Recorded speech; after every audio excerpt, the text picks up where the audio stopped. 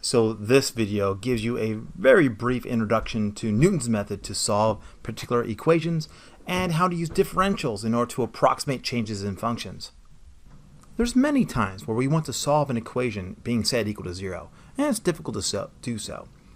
So think of it as a function is equal to 0, and then if you graph that function, like I've given you a simple graph here, the solutions to f of x equals 0 corresponds to just the x-intercepts of that graph.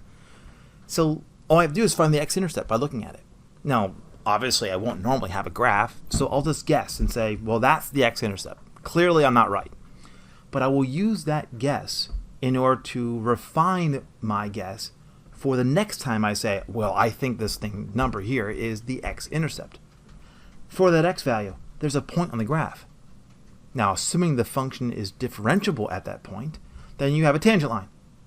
But since that point would be x naught comma f of x naught, and the slope of that line is the slope of the graph, that'd be f prime of x naught, I know how to find the equation of that line. But if I wanted to find the x-intercept, that means that the y coordinate of that point on this line would be 0. So I just make y equals 0, and I'll just solve for x being the x-intercept of the tangent line. By doing so, by dividing both sides by f prime of x naught, assuming of course that's not 0. After all, if the slope is 0, then the tangent line doesn't intersect the x-axis, and of course there's no way to find an x-intercept at all. And then by adding x naught on both sides, you get that x naught minus f of x naught all over the derivative of f at x naught would be x. That's the x-intercept for the tangent line. Now, I'm assuming then that the tangent line fairly closely approximates the values of the function, as long as x naught is not too far away from my x-intercept to the actual function. So it seems reasonable that the x-intercept of the tangent line is near the x-intercept to the function. So I'll just say that's my next guess. So x1 is now my current guess as far as what I think the x-intercept to the function is. But when I started this whole process, I just picked a number. x1 is just a name. So above x1 there's a point. For that point there's a tangent line. For the tangent line, it intersects the x-axis. That creates an x-intercept. I'll find that x-intercept. I'll call that x2. That will then be even closer to the x-intercept of the function of the graph of the function I'm trying to find. But then that x number is just a number. It corresponds to a point in the graph. And you see, I can just keep doing this forever. I probably will never ever actually get to the x-intercept of this graph, and therefore never actually get to the solution. But I bet I get really darn close, and I bet really quickly. So Newton's method just generates a sequence of x values. You hope that the x values eventually get closer and closer to each other, and when they do, they'll get incredibly close to at least one number where the function is 0.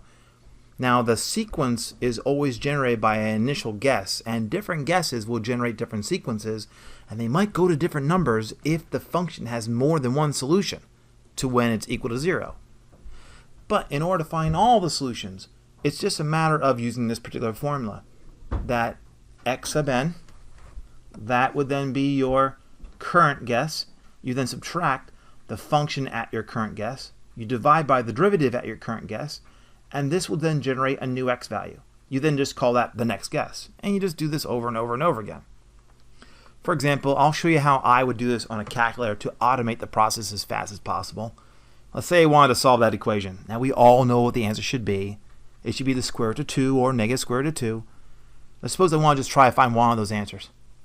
Using Newton's method, I'll use the function f of x equals x squared minus 2, because when that function equals 0, I get the equation I was interested in. Now, I'll then set up these three functions, y1, y2, and y3. y1 is the function I'm using, y2 is going to be its derivative, and y3 is the iterative method. So y3 assumes that x, its input, is the current guess. It will then take x, the current input, subtract the function value, and divide by the derivative of that function value, giving you the next value in the sequence. So y3, if you ever evaluate y3 with any current value in the sequence, it will always generate the next. Now, if you don't know how to type this in, y1 and y2 are under the variable key for the TI-83, 84s, and the end derivative can be usually found under the math key, and there's other places too. Here's a chart for you. So I started off with my initial guess being 2. Clearly, 2 is not going to make that function be 0. So y1 is what you get when you plug in 2, and clearly it's 2, it's not 0.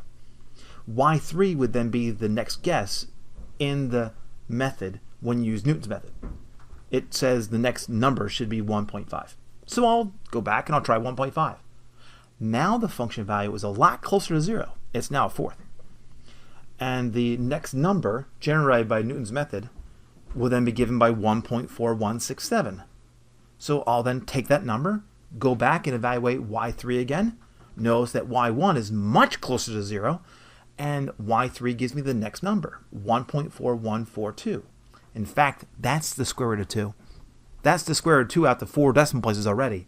If I use that number again in y3, it'll give me the same thing right back. It can't do any better. The sequence doesn't change anymore.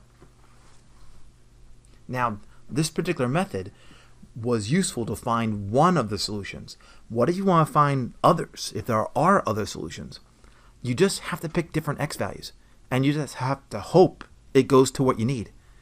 If it does converge, it converges to a solution. If it doesn't converge, well, I don't know what's going to happen. It could do all kinds of crazy things. So this is just a way to approximate it.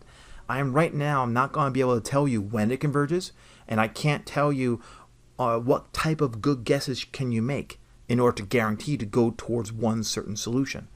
I will say, though, usually that as long as your initial guess is kind of near the particular solution you're interested in, it's fairly likely that the sequence will go to it. So recall, if you wanted to find the equation of a tangent line, you would write y minus the y-coordinate is equal to the slope times x minus the x-coordinate.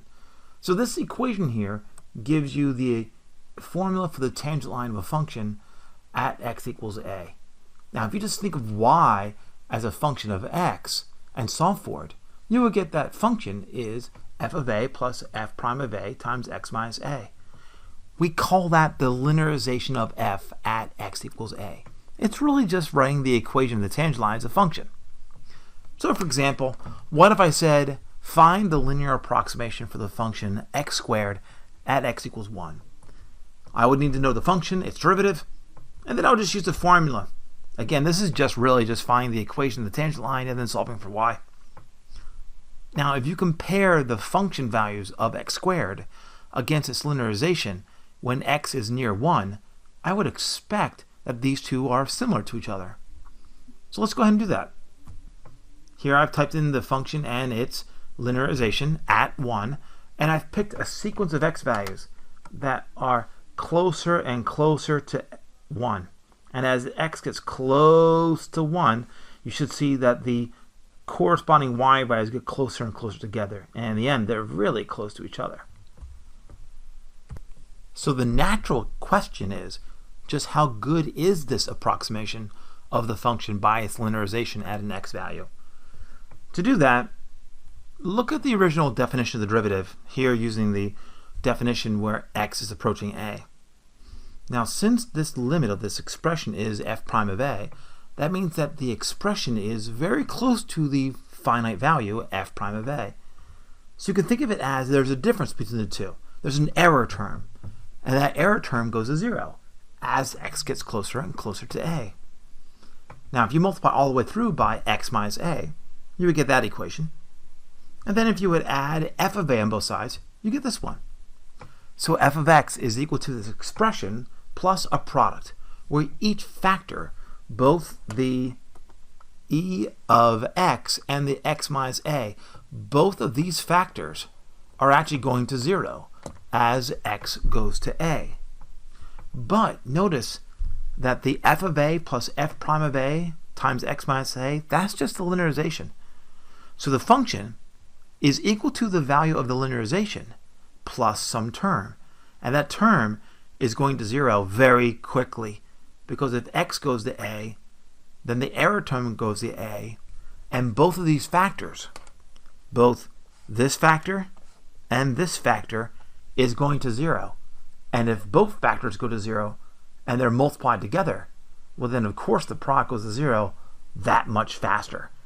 So the difference between the function and the linearization is really pretty darn small if x is near a. Now to use that idea, suppose I wanted to estimate the square root of 16.1. Now the square root of 16.1 should be near the square root of 16, which is 4, because the square root of x is a continuous function. So a small change in x from 16 to 16.1 should correspond to a small change in the output. In other words, the square root of 16.1 should be near the square root of 16. But what we don't know is the actual error between the two. Well, we could just compute it. The error between those estimates is the square root of 16.1 minus the square root of 16, which is about 12 thousandths. But I'll use a linear approximation to the square root function at the point 16, 4 in order to approximate the future value of the function, because I know the tangent line closely approximates the function values as long as I don't move x that far from the x coordinate of the point of tangency. In other words, as long as I don't move x too far from 16. So I've given you the graph of the square root function, and I've given you the point 16, 4. Here is the tangent line at that point, and I've given you the derivative of the function in general. So if I wanted the linearization of the function at 16, it'd just be the function at 16 plus the derivative of the function at 16 times x minus 16. So the linearization is 4 plus 1/8 times x minus 16. Now remember, the linearization gives you pretty close values to the function value as long as I'm near the point where the linear expression is done. In this case, as long as x is near 16. So I should find then that if I look at the overall change in y value between the original y value and the actual y value as given by the square root function, that's the change in y. That change in y is the square root of 16.1 minus the square root of 16. That's the actual change between my 4 and the real value. And then there's the predicted change in y. The predicted change in y is how much the y value should change if I use the tangent line instead. Now, if I wanted to predict that change in y, I would use how much x changes by and use the slope of the tangent line.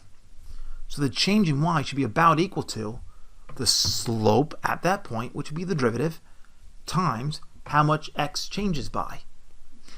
This allows us to introduce a new symbol called differential that represents the actual change in the function value. Now, so you're clear on what I've just done. I'm claiming that if you were to take the linearization at 16.1, that it should be about equal to the square root of 16.1. And that answer is, it's 4, the square root of 16, plus 1/8 times 16.1 minus 16. And that's actually pretty darn close to what the square root of 16.1 actually equals. Of course, it's not right, but it's close. And the error term is right here. And that's what this is. It's the slope times how much you change the x. Let's try another example. Let's say we have the function f of x equals x cubed, and I want to find the linear approximation to this function at the point where x is 1. That would be the point 1, 1 on the graph of y equals x cubed.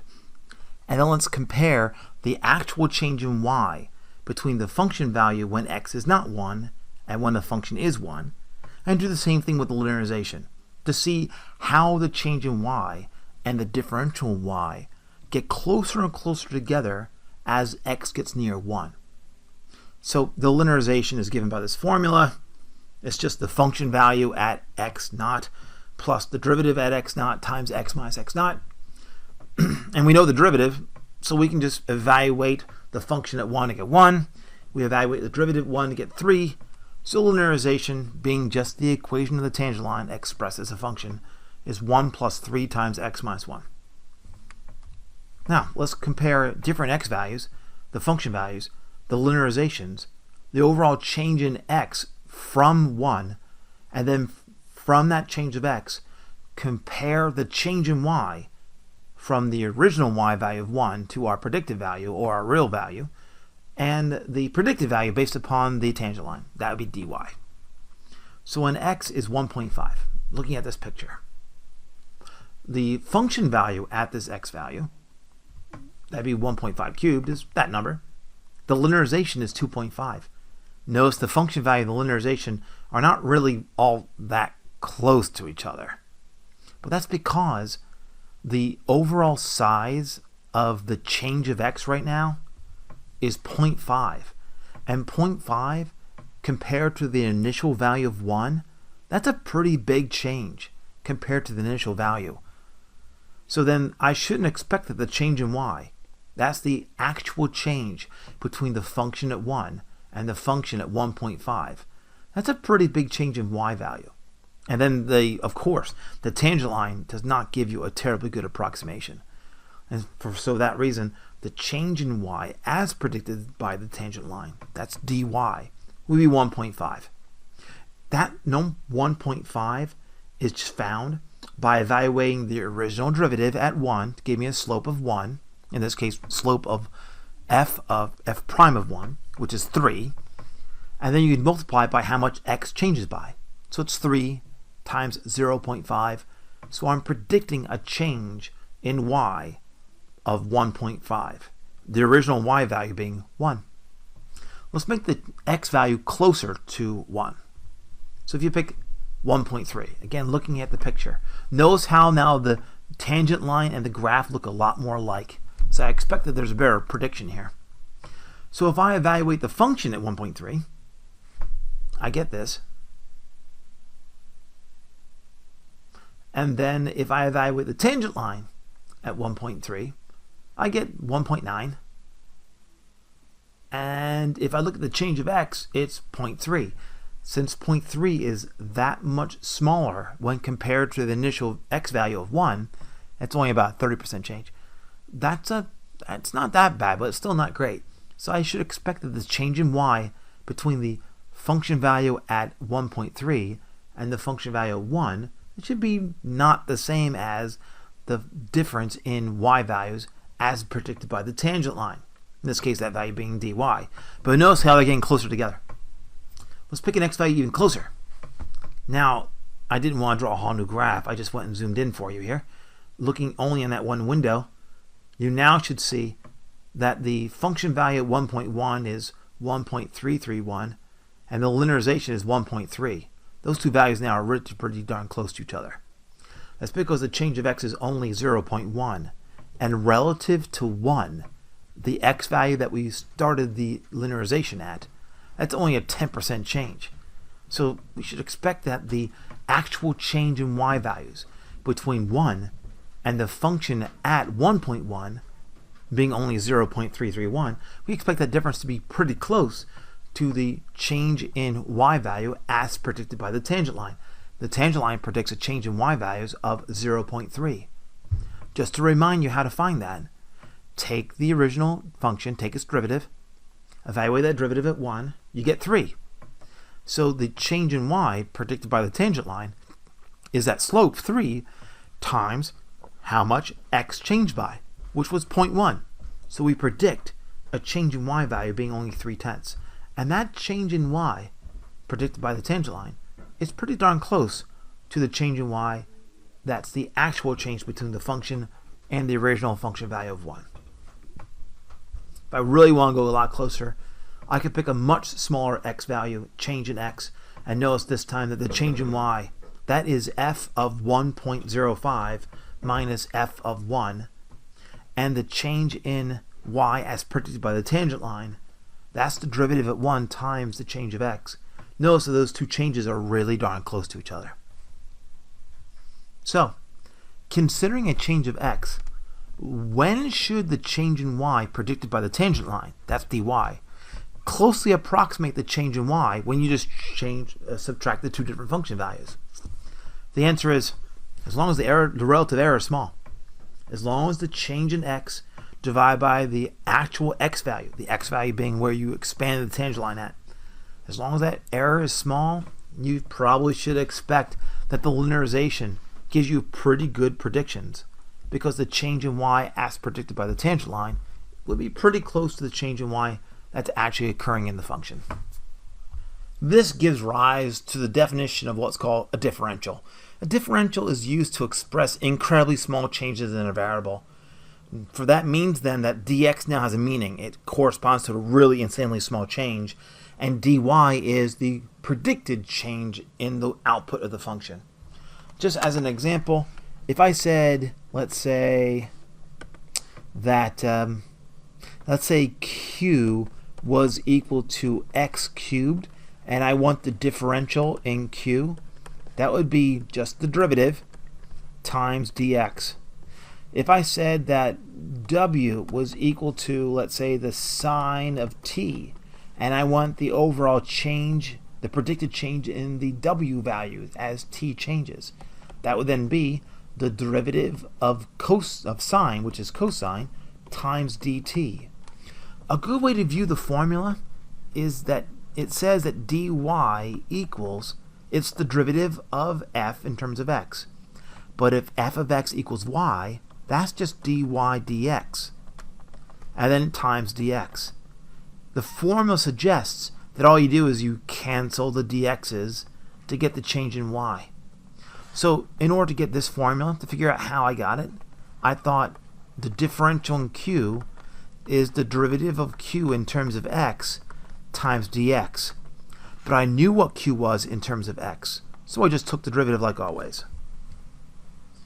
If I want to do the last one, I do the same thing. I would say from here that w is a function of t. So the change in w would be equal to the rate of change of w with respect to t times dt. And it's almost like the dt's cancel. They don't really. The notation suggests it, but they don't really cancel. It's just the definition of what this new symbol is.